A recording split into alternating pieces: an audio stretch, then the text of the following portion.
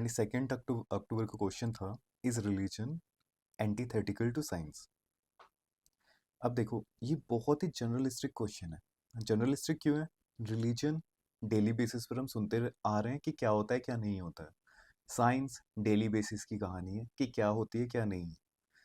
आपने सुना होगा जब भी कोई जनरलिस्टिक क्वेश्चन आता है पेपर में, तो बच्चों के उसमें कम मार्क्स आते हैं।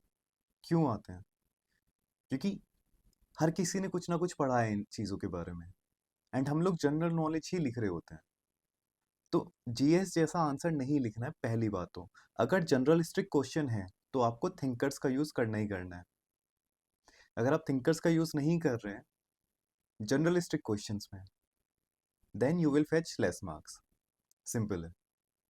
नाउ अब इसमें हमें क्या करना है? एक्सप्लोर करने हैं कि रिलीजन क्या एंटीथेटिकल है या नहीं है साइंस के। तो जहां भी आपको एक्सप्लोर करना है ना, वहां पर आप डेफिनेशन से स्टार्ट मत करना, क्लियर कट डेफिनेशन से। ठीक है? इन जनरल, सो इंट्रो में आप डायरेक्टली डेफिनेशन मत दो, मतलब कोई कंक्लूडिंग रिमार्क मत दो कि ओके रिलीजन तो ये है एंड साइंस इससे अलग है, जैसे अर्चना ने किया है। ठीक है अर्चना, तो वो नहीं करना है आपको।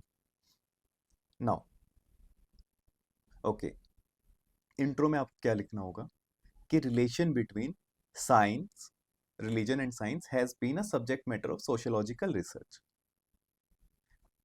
सिंपल इंट्रो हो गया। एग्जामिनर के ऊपर भी लोड नहीं पड़ा कि ओके इसने नीचे एक्सप्लेन किया होगा कैसे है। ब्रॉडली हमने कहा कि 3 तरह की रिलेशनशिप है साइंस एंड रिलीजन के बीच में। ओके, वो कौन कौन से हैं देख लेते हैं। तो religion and science are antithetical. तो सबसे पहले तो आप बता दोगे कि किस तरह से है, किस तरह से ये लोग अपोजिट है। ठीक है, यहाँ पर आप थिंकर्स का भी यूज कर सकते हो, कार्ल पॉपर का यूज कर सकते हो कि प्रोजेक्ट रिलीजन एक सूडो साइंस है, साइंस एक ट्रू साइंस है, कैसे है, कौन इंडक्टिव रीजनिंग पे बेस्ड है, कौन डिडक्टिव रीजनिंग पे बेस्ड है, किस लिए ये क्या कहा जा रहा है। ये वाला रिलेशन एक्सप्लेन किया आपने। देन आप आ जाओगे नीचे कि नॉन ओवरलैपिंग है रिलीजन एंड साइंस। कैसे?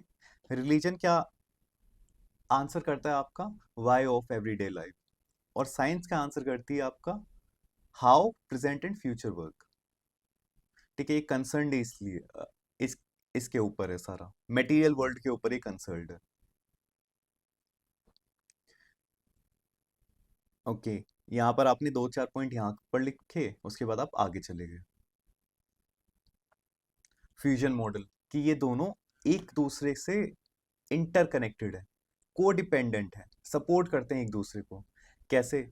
हम लोगों ने साइंटिफिक थ्योरीज ही देखी। गॉड पार्टिकल, गॉड पार्टिकल क्यों नाम रखा गया उसका? ठीक है, एक साइंटियोलॉजी है, दैट इज यूएफओ रिलीजन। तो यहां पर आपको ये सारी चीजें मेंशन करनी है। एंड सबसे बड़ी बात, आपकी जो रिलीजियस बिलीफ है, उन्होंने ही आपका रैशनल कैपिटलिज्म को जन्म दिया। ये हम वेबर में पढ़ते हैं ना। तो रिलीजियस बिलीफ ही आपके कोई साइंटिफिक चीज लेकर आ रहा है। तो यहाँ पर आप वेबर का भी यूज कर सकते हैं। एंड जितनी भी साइंटिफिक थ्योरीज निकली है, उन सबकी वो जो सोच थी ना स्टार्टिंग में, वो कहाँ से ओरिजिनेट हुई है? वो सारी आपकी रिलीजन से ही ओरिजिनेट हुई है। रिलीजन ही हमें कह रहा है कि ओके इतने सारे नवग्रह हैं, इन सब का इफेक्ट होता है, किस किस तरह से इफेक्ट होता है। साइंटिस्ट ने सोचना स्टार्ट किया उस डायरेक्शन में, and now we are making scientific discoveries about them. Conclusion क्या है? Science without religion is lame, but religion without science is blind.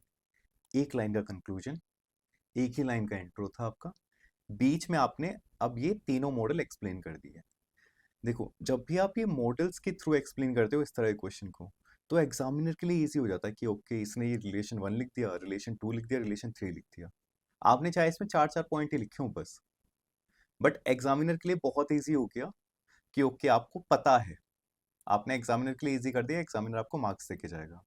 Thinkers का हम यहाँ पर यूज करेंगे, and you will fetch marks easily. नहीं करोगे तो यहाँ पर मार्क्स नहीं आएंगे।